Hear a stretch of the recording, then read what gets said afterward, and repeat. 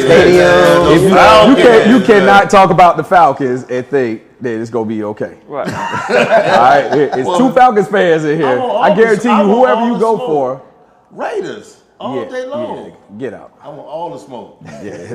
Y'all, look, y'all ain't been good. Y'all got rid of that baseball diamond field yet? Yeah, we in Vegas. Oh, was now, that brother. Was that Vegas? Yeah, they probably in Vegas. They in Vegas Raider now. Nation. Look, y'all go. Well, I ain't gonna speak that over your team. So never mind. I ain't gonna do that. Look, y'all. Hey, we glad you're tuning in today. This is a good day, a special day, because we got a guest in the building today. And so I got Mr. Corey Jubilee with us. If you tuned in before, then you know that we've had, us four regulars, but we brought Corey in today as well. So glad you could hang out with us, man. Thanks for listening, man. I want to try something different. My brothers anyway. I want to try something different today. Okay. I won't put Corey on the spot, man. But for the people who have not watched before, man, I want you to give me your most churchy introduction of yourself this morning, just for the people at home that may not know who you are. And we're gonna start with Herb. Wow. Man, I just told you I was liberated from all that. It's in you. Come on, turn it on. Let's hear it. Praise the Lord, everyone. Minister Irvin Jones, thank God for life, health, and strength. Media Ministry, Elizabeth City. Bless you. That's pretty good. Man, let me see. I'm gonna do this. Oh, you got this. I know it was the one that did that. You know what I mean? That's right. Me neither. You know what I'm saying? So Introduce yourself, sir. Let's see. You say you're blessed, anointed, highly favored. I'm at a loss for it. I'm just gonna say I'm Minister Vince Tucker, and I'm an awesome man of God. Oh, yes, it is. That's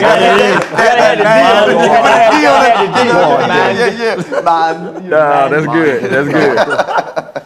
Pastor LJ. What is a mind? Mind of God. Mind. First giving honor to God. There you go. Saints and friends and bishop.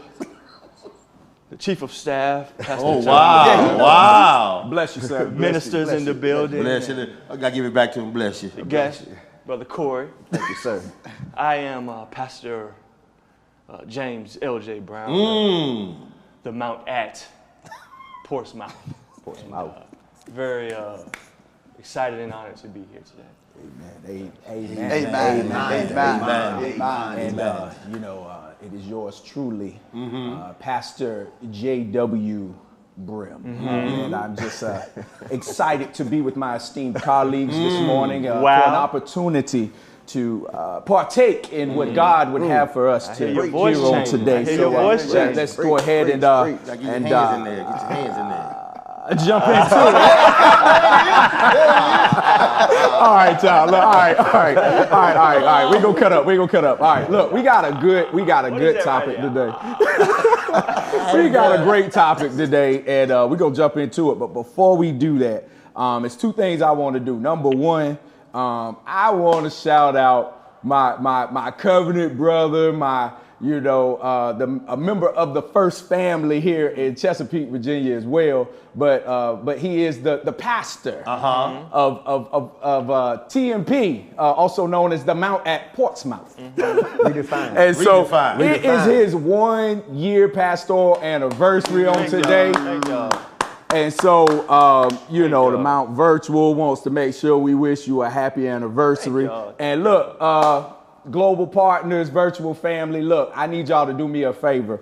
We're going to put his Cash App up on the screen today. And what I want y'all to do is I want y'all to sow into Pastor LJ. If he's done anything, to impact your life through what we've been doing in the 9 o'clock moment, or just overall, man, go ahead and sow into that man today and let him know that you're grateful for what he's doing, the kingdom work he's doing over in Portsmouth, and even beyond that. Because if you're connected to Bishop, then you connected to LJ, because for every sacrifice that the family makes, that's a blessing to you. So go ahead, hit your Cash Apps, and let him know that we just want to show him some love today. Now, I was going to do this, but then Core Jubilee came. Oh, wow. Oh, wow. And so I had to make a business decision. Oh, wow. Can I have the honors then? Well, man, go on and hit it. Go ahead. Go on and hit it. Can I have the honors then? Go on and do your thing, man. Go on and do your thing, man. You know. Uh-oh. Come on, man. Thank y'all. Oh, man. I know that's right. So we wanted to make sure, man. We wanted to make sure, man, that we at least honor and celebrate you, man, and all that you've been able to do over Proud the of year. you, bro. Proud. And, you know, and as much as you didn't know it, today's lesson is really all about Pastor LJ. Oh, wow. Okay. You know, so today we're going to be talking about the decision to be different. The decision to be different. Here's what's amazing, I think, about what happens in church. I'm talking church. A lot of times we assimilate to what we see. Right. Right? We've been talking about that. We don't even know really, honestly, at a lot of times when you first start going to church or being a part of a church, Right. if it's right or wrong. But we assimilate to it because it's what everybody else is doing. Thanks. Right? You know, and I mean, I know we probably all have had our experiences with that. I think the first one for me was probably just attire. Okay. Everybody else got on, you know, a three-piece suit Right. and some Stacy's. You feel some type of pressure Right. to go down that road, you know, of having on the same kind of clothes that everybody else has on. But in y'all's own experience, have you had things where it was like, you know, it was hard for you to try to be who you were because, you know, because how just church culture can be sometimes. You know, it was hard for you to just express yourself and be yourself. I'm gonna start where you were. Oh, most me being probably the oldest dude in here, I came under the tutelage of the three-piece suit, Stacy, socks to match, the big fat tie, the skinny tie, the three-piece, the French cufflinks, all that stuff. Yeah.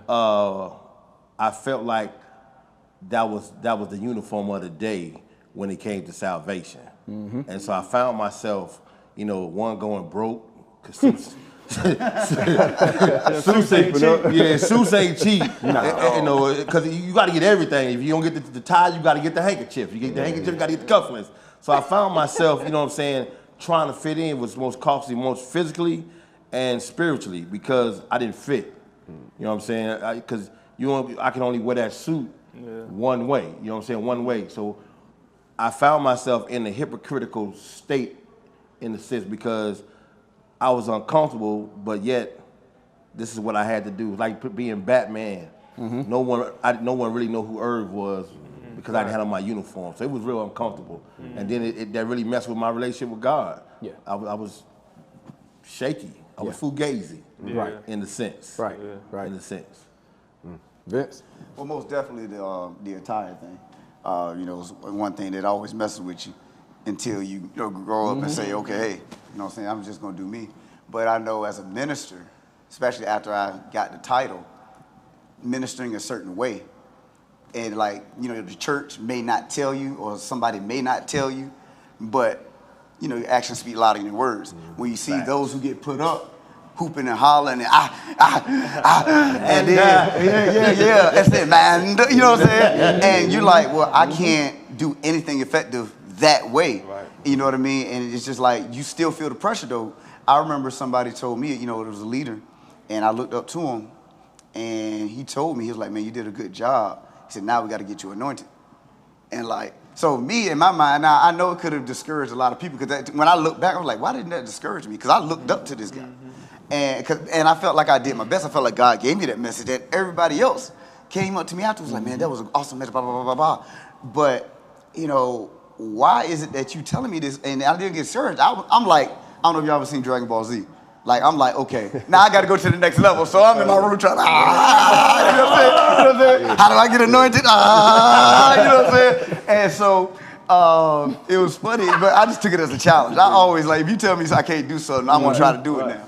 And God told me, this is years later, it wasn't that I wasn't anointed. It's that I'm not anointed to do what he wanted me to do. Right. You know what I mean?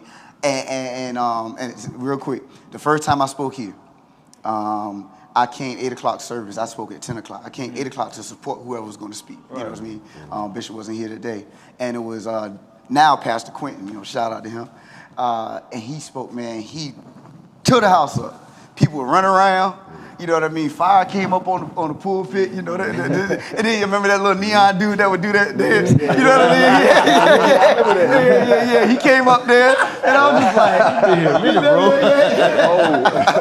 and you know what I'm saying? I see people coming from a choir and running around and all stuff, and I'm just like, Lord, I hope they don't expect this at 10. Right. You know what I'm saying? Because that ain't me. Right. And I remember God speaking to me, say, he's like, I did not create you to preach like Quentin. I created you to teach like Vincent. Yeah. You know what I mean? And that's big though, bro, coming from another minister. Because in my mind, I bombed my initial sermon. In my mind, I thought I did a terrible job, bro. Because my Quentin was Carl. Okay. I followed Carl. And so I was like, oh, Lord Jesus Christ. So again, my mindset, the way church went, I think I failed because I was trying to do something that I was not meant to do. Right.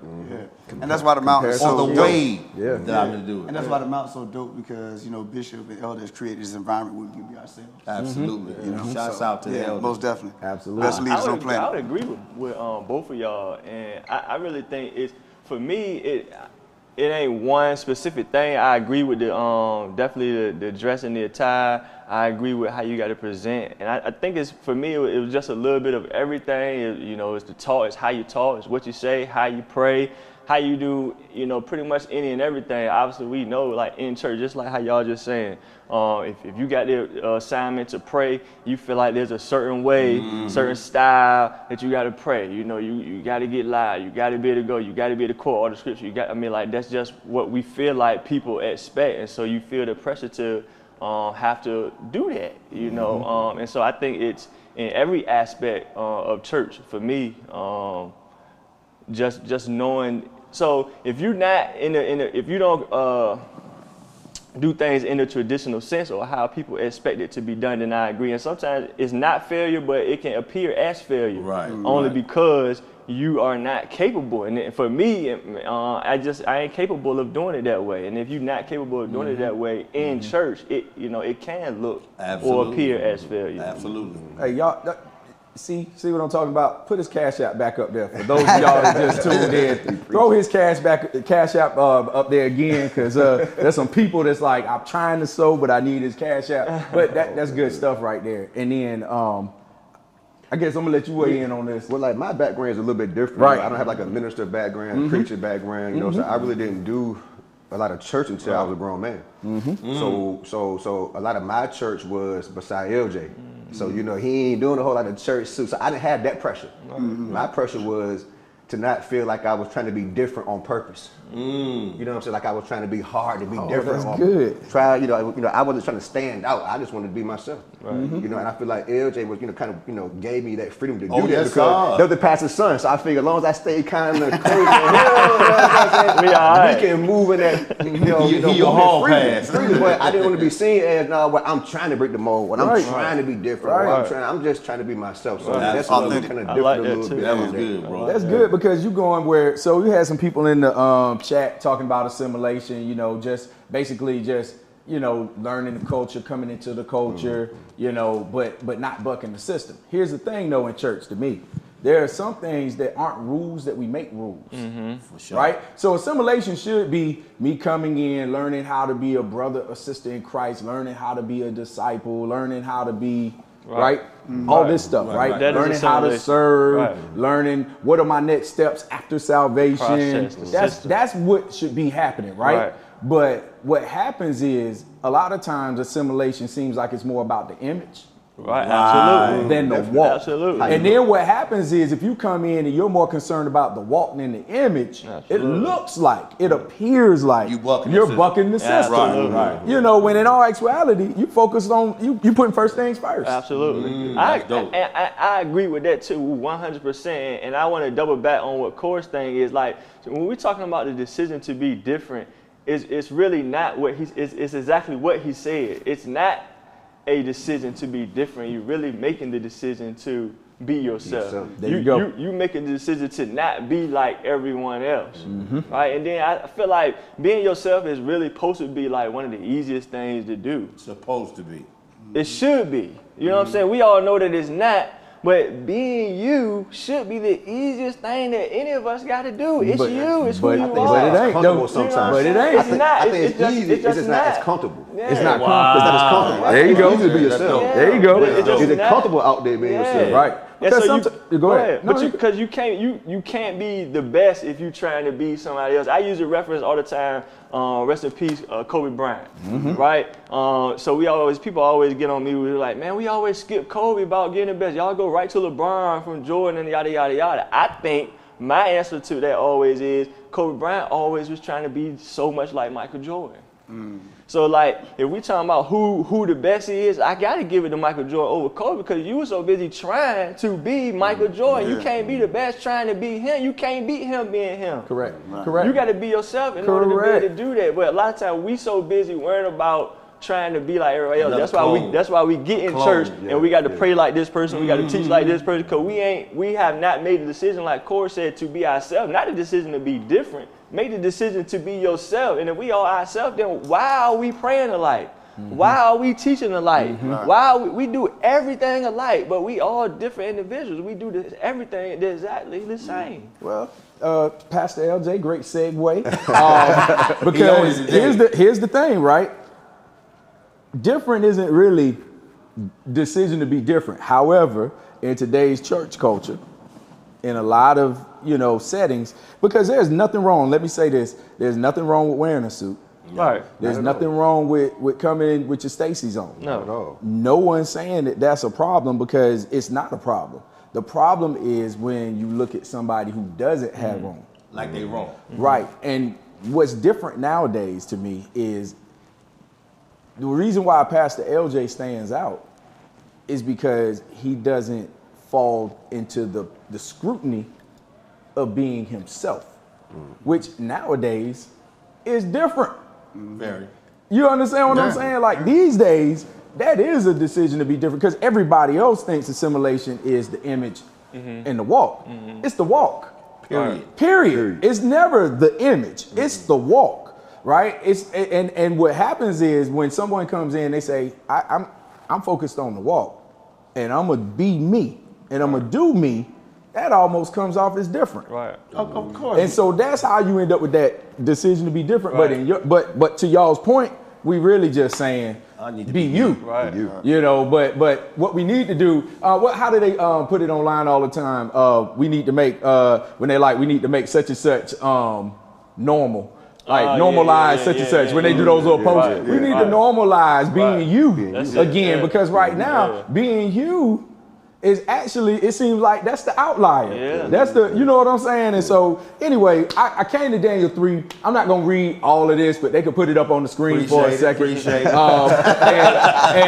And basically, this is the story of the Hebrew. I don't even know. I hate saying boys because I really don't know their age. Okay. And Pastor LJ has taught us not to go reading the scripture and then make an assumption. So I'm gonna not make an assumption today. But the 3 Hebrews that decided, now you had a whole nation that decided they would go bow. And you had 3 that decided, no, we ain't doing it, right? So the only part I really want to point out is really at the end, because in 16 through 18, Shadrach, Meshach, and Abednego answered King Nebuchadnezzar, your threat means nothing to us. If you throw us in a fire, the God we serve can rescue us from your roaring furnace and anything else you might cook up, O king. But even if he doesn't, it wouldn't make a bit of difference, O king. We still wouldn't serve your gods or worship the gold statue you set up, right? They were willing to stand on what they thought was the right thing, even though an entire nation that believed what they believed didn't. If that ain't a representation of, you know what I'm saying? Like, I mean, when you really think about it, of course, we talking. You got Nebuchadnezzar here, who's a person, but if you were to take that and put it in just modern times. You know how many Nebuchadnezzars? Oh, they all over the world. Because imagery and things being in front of God, we don't want to say it that way, but there are people that are more concerned about religion Absolutely. than they are The walk. Absolutely. And so what happens is, you know, you can't even in some settings, in some environments, you can't even be a leader in the church Right. if you don't drive a certain type of car, if you don't speak a certain type of way. Qualifications. And it's like, but it's man-made qualifications that are very superficial, extremely superficial. And here you have these guys that just say, you know what, we just ain't doing it. Right. And we're not even gonna let the peer pressure everybody. I mean, they had cousins, brothers, mamas, daddies. Everybody is there. Everybody. And they still said, I'm not giving into that. Doing it. And I'm so convicted, and my convictions are so strong that I'm willing to stand on the fact that my relationship is so good that even if you try to do something, it ain't gonna work. And even if it do work, it don't change nothing. That's crazy. You know what I'm saying? So I just want to kind of take a moment and kind of deal with the fact that, to me, and I'm gonna come down to this now. All right. So let me see if you remember this. I know it. That's the first one. This is the first one. And I'm going to play this while we talk for a second. Pastor LJ was the first pastor during the pandemic 360 to do anything in 360. The very first one. Now I need y'all to I want to point out a couple of things to keep the video up there. Look at it. Look what he got on his head. Yes, sir. Scully. Got the scully on. Got the scully on. All right. I need y'all to see the man sitting in the director's chair with the laptop sitting there, right? And then, you know, at the time he had said, look, I'm still trying to interact with the people. That was a failed attempt, by the way. Media kind of let him down. We tried to screen that day, but he couldn't really see it from the way we had it set up. But this is the first pastor out the gate. And this is how LJ showed up that day. Now, for me, this speaks volumes. How so? Because anybody else that got up there was getting ready to stand up and preach. For sure. And they definitely wasn't gonna have on no scully.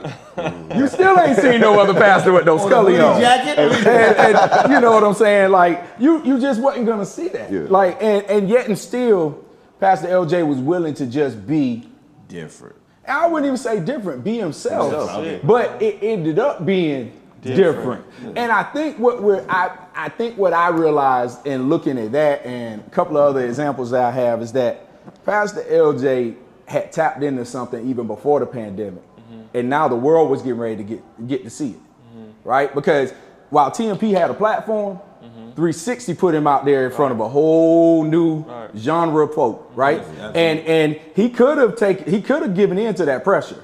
Could have. And said, all right, man, shoot, I'm on this global platform now. I might need to do this. But he stuck to it, you know? So in our lives, just in our personal lives, we've all had those moments where there was a Nebuchadnezzar placed up against us, whether it was with a family member, work, whatever the case is. You know, and I guess I just want to ask, like, how do you deal with it when everybody else around you that associates with you is doing it this way, but that's not what your conviction says? You know what I mean? Like, how do you deal with that? How do you? I guess you got a thought on it. Absolutely, I know what you mean. I was gonna let everybody else go first, but I mean, for me, you just gotta just stand on it, man. It's just like the story we just read. They just stood on what they believe. It's one of those, you know, I'm just gonna stand on what I believe. And it even said, if you get mad at us or whatever, and you throw us in the furnace, then man, whatever, God gonna save me from that too. You know, like you just gotta believe and stand on what you believe. It don't matter what everybody else did. That's just how I just always been. So to your point, how do you operate in it when everybody else is doing it differently? It's just everybody else just doing it differently. Like, it's okay. I mean, it's just, you know, they always say you got to know what you good at and what you not good at. I know what I'm not good at, man. My point. I can't, I'd be foolish to get up there and try to do where I cannot do that. I can't do it, you know, and so I'm not no great, person trying to be different. Like Corey said, I never was trying to be different. I always just do what I do, and you know, and that's just how it turns out. And I think if we all do that, then we'll all be different. Yeah, they was solid, and so in growing up, like I said, I came up on the 2 genres. Like this, hanging around them at an early stage kind of liberated me because I saw the process. I've never seen these two literally, and I can stay on it. I've never seen these two, even though Bishop's son and close to the family, there was no waiver. They was not trying to fit in, and they were still comfortable. Unlike myself, you know, not being myself, trying to fit in, uncomfortable. But so the minute that I got a dose of comfortability, that's why I believe, that's why I'm standing on that. Regardless of what you say, whatever you do to me, I know what I'm supposed to do. I found my niche. And so if you burn me, you burn me. However, I'm rocking with this. Why? Because this is what I'm supposed to do. This is me. That's good. Bottom line. I think like once you accept that and know who you are, it becomes easy. You know that. Once you say, "Herb, I'm not me. I'm not wearing the suit. That ain't me." Once you got that in yourself and got that out of you, being regular Herb was just easy. So and then it's not as uncomfortable because you're not living something that you're not supposed to be living anyway. So I think and it didn't disqualify my salvation. Exactly. That's the whole point about it. None of that. Absolutely. None of that. Absolutely. You burn me, I'm still saved. In fact, it probably helped your relationship. It helped me, dog. I'm telling you, liberating. I got chills because once I understood what I'm supposed, I fully believed in what this was. Throw me in the fire, homie. It was easy. Just throw me. It's what it is. I want the smoke because I believe in what I believe in. And a lot of times we don't do that. And just being yourself by default makes you different. I mean, we all saying it, but that's just just putting more words, just to saying it a different It's way. 6 billion yous out there. One you. I mean, everything about you is scientifically different from the next man. Your fingerprint, your hair, your DNA, everything about you is different. So, but we're gonna take what God has created to be different and try to put it in one box. And you know what I mean? So, yeah, it's just all about making a conscious effort. For some people just naturally like, look, I'm gonna be me. Some people born like that. Like me, I know I had to grow.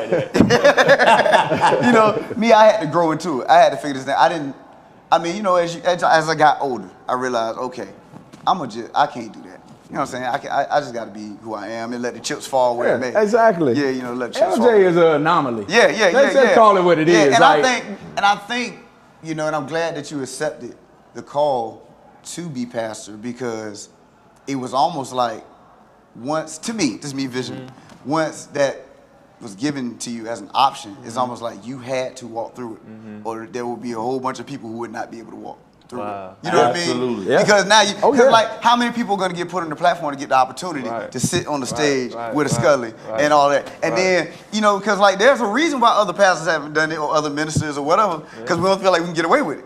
You know what I mean? And I'm not saying you trying to get away with anything. I'm just saying when we look at it like, nah, man, I'm just being real with the conversation. We look at, LJ can get away with that. I can't. Like, you know what I'm saying? And, and so, but for those who aren't afraid, they see, the path being set. Now I can walk through that path. Now, you know what I'm saying? Other people may have the option, but they don't mean they did it. Say, it's like, everybody just gotta find what their Scully is. You see what I'm saying? Wow. For sure. See, like that's a cash app right there. See, like what people try to do is like they try to go because you just try to go and change your attire, or you try to change your appearance, and like that's not what it is. It's like what's your, you know what I mean? Like it's back to being just the unique you. You know what I'm saying? Like you're right. Everybody might not can't get up there with the suit on or the hat or whatever it is, but like. It's whatever your vibe is. It's that's just what it is. Let's go there. Y'all remember? I remember I first saw LJ do this. Remember this? LJ. It'll just be. No, we could be in a not so traditional place. And I gotta send it up. I'm going somewhere here. We in a not so traditional place. I got the message. He's sending it up. So I'm like, wow. So that liberated me. He's like, man, and I asked him one day, dog, what you doing? I was embarrassed because I feel like we didn't fit in. He said, man, I'm just the guy's covered to cover me. And this is what's I think amazing is in him being in all of us being ourselves. God still uses us. Absolutely. And I think that's the thing that kind of it's the sticking point sometimes is that you can get kind of caught up in a place, and if you got insecurities or like. For me, I'll speak for me, I still think it's a process at times because you still catch yourself second guessing, Yeah, or at least I always. catch myself second guessing and going with, oh, you know, and because you got insecurities, you got things that go on, right? And I think it's a two-layer thing, right? Because man, shout out to my Aunt Corliss up in New York, but she jumping ahead, right? Because I was going to talk about us being a peculiar people. So to be peculiar is to be different, right? So there's that layer, right? So here's what's crazy. There are things we supposed to do that will buck, that make us peculiar. I don't expect an unsaved person to get up on Sunday morning and say, man, I better go tithe because that's what I do. Right. Because that's peculiar. Right. They'll buck that. Right. But then they'll look down on somebody that's got a suit. They ain't got a suit on. Right. But they ain't tithing. Right. Or they ain't studying their word. Right. But they looking at somebody over here and saying they ain't this. Now, there's the image. Right. And then there's the actions. Absolutely. Right? There's the walk, and then there's the image. Right. And it's like, you know, we get so caught up and focused on the parts that really are so superficial. Other people's convictions. Right. And we miss out on the fact that, one, we're called to be peculiar. Right. And then beyond that, you should be peculiar as yourself. Right. Like God called you out as you. Absolutely. Right? He didn't call you out and then say, now go act like your pastor. Absolutely. Go dress like the deacons. Go do this, go do that. Like he was just like, I called you out as you. Right? And I think sometimes, you know, that gets lost. So all right, got another one for you. Now this one blessed me right here. Now this that's in the pandemic. Hey, that's pandemic. Pandemic. Listen. Look, this is June the 23rd right here, 2020. Now, if y'all can't tell, man, look, this is where we was like, I'm not risking it all for the barbershop. Look, you know what I'm saying? Like, I mean, look, at this point, it's like, you know, L was like, you know, I'm gonna do what I gotta do, but you know, and I love that. Now, what was amazing about this, and there's a backstory to this that I won't tell, but what I will say about this is, I remember this night and just being like, that man came in shorts. Yeah. And I remember being like, now. You told me at 2 or 3 times too, Pat. Like them shorts really mess with you a little bit, huh? No, it really. I heard that 3-4 times. It was really like one of those things where I was just like, that's real. Them shorts ain't real. I was just like, and I wasn't like upset by it or, you know, I was just kind of like, it was a thing. Sure. Like, man, like, you know, like, yeah, like, I just remember it's that old mindset. Yeah, because I was like, is this, can he do that? Like, I mean, I'm really kind of like thrown. Like, is that, like. Anybody wears shorts, they ain't saved. Well, I mean, you know, the man showing too much skin at this point, you know what I mean? Like, somebody was supposed to come throw a sheet on him, you know. I mean, you got to put the little, right, you know, I mean, you know, it's kind of like, you know, to see that though, and then I don't remember that message off the top of my head, but I remember it being good. And I remember saying, you know what? God used them with them shorts on, and it was no problem. Period. But, you know, we will get kind of caught up in, you know, almost like you can't be used unless you're in a certain uniform or something. It's like, that ain't who God is. And then it make you start questioning, well, how do people evangelize outside of the church? Right. Period. Right. You understand what I'm saying? Period. Because, you know. Well, we know how. The same way how they try to do it in the church. Man, look, people don't change they processes, and you know, like how they give it up. That's why, you know, the saying is, you so holy, you not no earthly good. You know what I'm saying? It's like you come at, you know, people with the same, you know, rhetoric or whatever case may be. I mean, it's, you know. That was my thing. I always wondered, like, well, why are they doing that? You know, because, like, you know, I haven't seen, you know, that's my, you know, I don't want to keep throwing it out there, but my background is I haven't seen a whole lot. So when I start doing, why they wearing the white gloves? Why they walking around? But see, that's good, Corey. Why they doing these? You know, like, why they doing that? Now, if you can't wear shorts, well, why not? Why can't we wear shorts? Because I can wear shorts. So tell me why? Can I, you know what I'm saying? Like, where these rules come from? Yeah, and then somebody will tell you, because we're peculiar people. And I'll be like, what that got to do with? Like, What you got? Nothing. Right, that's my question. What does that have to do? Okay, well, because here's my thing, right? So and Pastor LJ, this is strictly for you. Okay. I want you for somebody and look at that camera. And what I want you to do is explain why you dress the way you do. And the only reason why I want you to explain it is because somebody need to hear it. Okay. I mean, I'm 36 years old. I'm 36 years old. I really just feel like, I grew up in church. I've been going to church my whole entire life. At the same time, I feel like I grew up in hip hop culture. Facts. Right? I feel like I grew up in hip hop culture. Like, I dress just kind of like how our environment was. This is how I dress. Going to school every single day when I was a child. Like, my dress just never changed. This is how I've always dressed since I was a little kid, you know what I'm saying? And so when it comes down to church, it's just kind of more of the same way. Yeah, I had my little time where I used to wear suits. Mom and daddy wanted you to put on a suit or whatever, and I used to buck that all the time too. And so I just dress, with what makes me comfortable. This is how I'm comfortable, whether it's long pants, whether it's short pants. I wear the shorts because it's summertime, it is 90 degrees outside. Same way it was right on the screen right there, And so it's just one of those things, just what I'm comfortable in. And I tell you another thing, what I also used to do intentionally, and I told Keisha this. Keisha probably might have been the only person I ever told this, is especially at church. With intentionality, just like how Corey just said. So I'm glad that he said it, because we had never had that conversation about him saying that he felt a certain kind of way by just hanging around and that sort of thing. But intentionally at church, I used to want to dress like this in church because I felt like it was a million examples of how we see going to church. If you want to see people in church on with a suit, just come to church and everybody in here got a suit on. But I did want people to see somebody that just looked regular in church. Like, that's just an example. Like, I wanted everybody to feel like, oh, well, if he can wear that to church, then I can wear this to church. Like, it's just a way to just give everybody an example. So I did kind of do that intentionally sometimes. That's dope, but really, it's just what I'm comfortable in. It's just who I am. But I think everybody is comfortable in what you're wearing, but why they feel uncomfortable in church? Because it's the culture. It's the culture.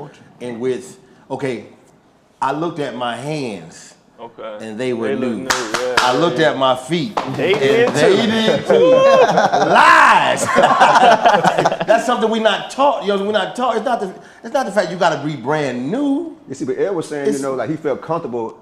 This is why, what I that's feel why I comfortable. wear I it, think yeah. everybody feel comfortable in what they feel comfortable. They And just if feel you wear a uncomfortable suit and you feel in comfortable, church. Right. Wear Why a is it suit. uncomfortable in church though? We got to understand what okay, again, standard has nothing to do with it. It's like, I don't know if I'm saying this right. I'm going to be comfortable within standards. So that standard don't mean I have to wear a suit. That just means I got to have the proper stuff covered up. What you feel? No. You can't come out here. Here's It's what not it a is. rule or law about that. You Here- gotta do how you know what I'm saying? Else you start to look like how everybody else looks. So here's what it is, what he's saying. It's not even necessarily the comfortability about what you got on. It's you still got to be comfortable in what you got on. So it's like, how we used to say with the skinny jeans, right? Before we even got to wearing the slim jeans, it was like, man, like I ain't. you won't comfortable in how you felt in them. Not even just the jeans or like themselves. You gotta own what you got on. And so I feel like when we get in church, you don't want to own the shorts in church. So I'm saying you got to be comfortable in it in that sense. Like, I got on my shorts and like this how I'm rocking today. I'm owning this. You don't take nothing from me. Yeah. I'm still But the you same. got to be comfortable in it. When you talk about being comfortable too, you define your comfortability. You know what I'm saying? And if people looking at you funny makes you uncomfortable, then that's going. That's what I'm saying. You know what I'm saying? Because people gonna look at you funny. You go to a real traditional church, you come in there like that. People gonna look at you funny especially if you got a certain status, you got a certain title, and that's where it comes from. Because from the title it goes on the way down. So then you looking up to certain people, say, okay, I want to be like that. Well, they dress like that, and if they don't dress a certain way, then they'll be frowned upon. You know what I'm saying? It's like a trickle down effect. So that's where it comes from. It's the culture, man. And if you don't care about what people think about you, come in here like that. You know what I'm saying? Or if you feel like doing a certain thing will help you get to a certain place. And I don't know if that's a whole nother conversation, but it is a conversation. You know what I mean? Talking a certain way help you get to a certain place. Doing certain things help you get to a certain place. That's good. And, it ain't necessarily scandalous, but operate and move in a certain way. That's dope. That's dope. That's good. So check this out. Let's talk about this real quick. Catfish. All right. Who knows? Who understand? Okay. We all know what catfish is, and I'm pretty sure we've all seen the show Catfish before. But for those of you who may not have seen Catfish About to get before, real thick up in here. all right, it's this show that was started by a guy who actually had gone through this I guess relationship with this girl. His name was Neve. And he's talking to this girl online. She's sending him pictures. He's talking to her, but she never wants to do video. Eventually, he starts to get a little suspicious. They go on this whole journey to figure out who she is and if she's real. Eventually, they find out that she's what they call a catfish. Now, the term catfish starts in a whole nother, y'all can look it up, Google it later, real interesting story about how the term catfishing started. Has a lot to do with the fishing industry and how they used to keep cod alive, trying to get them from China back over to Europe. So look it up. You can get a whole lesson on that. That was good, That was good. Oh, appreciate it, man. I try. I try to let people know I did a little work this week. We ain't just in here just talking. But the thing about catfishing now is it's a whole new definition, right? Not the one that started out in the early 1900s. So now what you have is people that basically go online and they pretend to be something that they're not. They look like you getting pictures, you get messages from them, and then eventually you find out, they ain't who they say they are. Right. One of the most famous ones was Teo. Mateo. That was like, that was crazy, right? When you got this football player that's actually being catfished by somebody. Yeah. And so that kind of blew up the term at that point because now it was a national thing beyond just kind of a cultural thing for millennials and below. So, all right, with all that being said, just in case, I want to give y'all a little background. Catfishing has been thought to have grown in popularity as it allows participants to disassociate from one's everyday identity, shielded from moral obligation or responsibility. This is attributed to online disinhibition effect where online users feel more comfortable sharing information, some of which may be untrue on an online forum that through in-person communication. All right, now, I want to suggest that people do this spiritually too. Okay? I believe that a lot of us are being spiritually catfished. Okay? So what's happening is we getting a Sunday persona. Because people are either afraid to be themselves, people are being forced not to be themselves. Right. The culture is not allowing people to be themselves. And ultimately what happens is now we gotta choose to be different. Facts. Okay? Because at this point in time, it's hard for you to convince me that church does not force people a lot of times into these boxes. Oh, definitely. Okay? Definitely. So I want to run an example here. And I'm gonna have to bring this back up because I had them out of order. But check this out. I'll give you these two people. There's Minister John Doe. Can pray heaven down to earth. Can preach you happy. Can dress his tail off. And can quote most of the Bible from memory. Right? And then I got my guy on the other side, JD. He's got a mean disposition. Rarely helps anyone. He can dress too, though. You know what I'm saying? I ain't gonna hate on the man. He can dress too. Right. And most people aren't even sure if he goes to church. Okay. All right. Now here's what's crazy. If I was to, just for a second, use your spiritual imagination, and I want you to walk through an episode of Catfish. We have called Max and Neve in, because Neve, I've been talking to this guy, at church now for over 2 years. Good minute. Right? But, I keep trying to link up with him and have lunch. We were supposed to get together, chop it up about doing some things together. And I keep telling him I work right around the corner from him, man. I just meet you over at your job. We can go get something to eat. Right? And for the past 2 years, Max, Neve, he ain't let me come up to the job though. but I'm right around the corner from him. But he don't want me to come up there. It's like he only want to talk to me at church or church events. Like, you know, so Max, Neve, I need y'all to help me because I just want to actually meet him outside of church. You talking right. Now, here's what's crazy about it. Max and Neve help you out. And you soon discover that the guy that you knew as Minister John Doe JD. is actually JD. And the whole time you've been talking to Minister John Doe, he really, you know, Monday through Saturday functions as JD. And you're like, wait a minute. Why is it that on Sunday morning you talk like this, you dress like this, you act like this, but then when I finally, Max and Eve take me up to your job and we say we looking for a Minister John Doe, they're like, there's no Minister John Doe here. And we're like, okay, but this is the number he's been calling from. And they're like, okay, what does he look like? About 6 feet tall. You know, all black. You know, he's all black. He can really dress. Right? Because that's the one thing that's commonality right now is the man like to dress, right? And then they go, that almost sounds like JD. But did you say, you know, I know him from church. Right.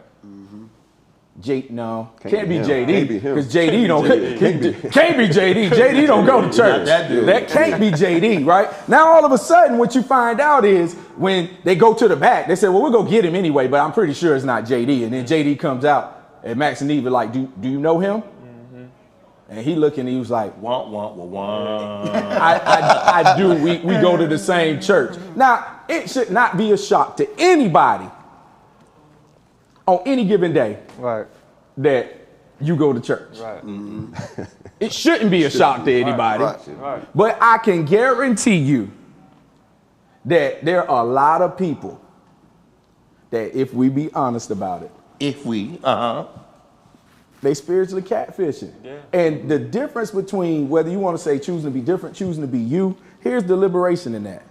At some point in time, man, it frees you up from going out here perpetrating a fraud. You're not going to do everything the way everyone else would do it. You're not going to have all the same convictions that someone else has. Why do you feel the need to hide that when there's nothing wrong with what you're doing or how you dress or how you talk? Right? We all in a process. So I guess my final thing, because we got about 5 minutes left, is to really just kind of jump into this with y'all. Just if there's somebody out there that right now just feels a pressure that causes them not to be themselves, or maybe if they're unchurched, the reason why they're not coming to church, the reason why they don't have a relationship with God today is because of the pressure of what they think they're going to have to do and how they're going to have to act. Or if there's a person out there that they are saved, but they struggle with just being themselves, I just want each one of y'all to take about a minute and just encourage that person. Well, I'm going to say from the gate, I'm going to go another route. The blood is on your hands, homeboy. The one that's judging, the one that's a hindrance to somebody getting in, you need to change your ways. You fall back in line. You let God's people be God's people. And then we understand when God's people really get in here and we stop all this clickishness, this cloneness, then we'll see God working in his totality, because then you'll see greater works will they do, even though they don't look like me, even though they don't sound like me, even though they don't have the same pedigree as me. It doesn't matter. There's room for you. Come on in, man. Come on in here. That's good. So I would say, are we looking at the camera? So look at the camera. You go ahead, look at the camera. Look at the camera. Look at the camera. Lean in. Which one is the camera? Okay. But I would say, try not to be convicted. And what I mean by that is that one decision doesn't make somebody that, but it's your practice. And that embraces, that means the title you should embrace. So in other words, if you have fornicated, that doesn't make you a fornicator.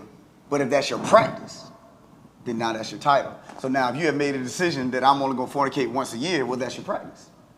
You know what I mean? And so I don't know why you're wasting the title, but if you know, you got to make sure that making a decision. Nino Brown passed out turkeys every Thanksgiving. So good people can make bad decisions. Bad people can make good decisions. I'll stop right there. Okay. Time is short. I would just say, ask God to deliver you from people. I think, you know, most of us, whether we want to acknowledge it or not, we worry about what people going to think, what they going to say, how they going to feel.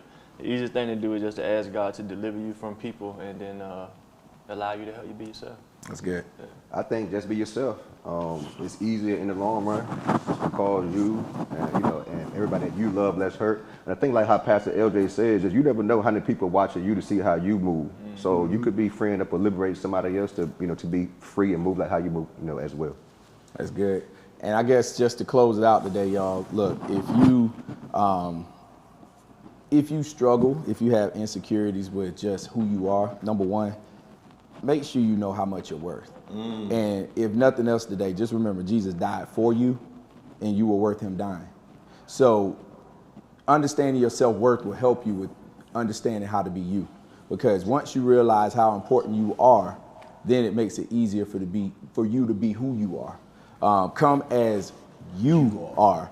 Now, of course, there are limitations to everything. Now, I'm sure once you get into church, there are going to be things that you will, through process, begin to kind of use wisdom on how to do certain things. Again, we're not saying you can just come in here forever and ever and a day. And, we hope that there will be maturity that comes with you over time, whatever that means for you. So at the end of the day, be you, do you, and know that God loves you just how you are today.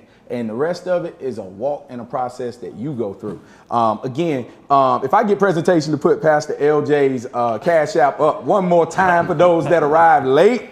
If you have nothing else to do at 11 a.m., please join me in celebrating Pastor LJ over at their Facebook page over on, is it Facebook? Yes. Just Facebook? Yeah, on Facebook.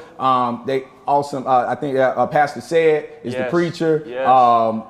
Sister Kateri, who y'all heard at 8 o'clock and here again at 10, will also be there at 11. And then, of course, just to celebrate Dr. Keisha and Pastor LJ, KJ, Jackson, and Kennedy. So, happy anniversary to you again. So, and man, hey, great conversation. Appreciate y'all for being here today.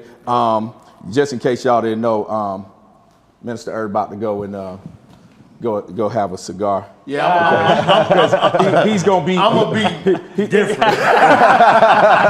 All right, y'all. God bless you. Get ready for our affirmations. If you're in the sanctuary, please stand to your feet. Get ready for affirmations. If you're at home, we ask that you do the same unless you eat your bacon and eggs. But either way, let's get ready for 10 a.m. service. God bless you. See you next time.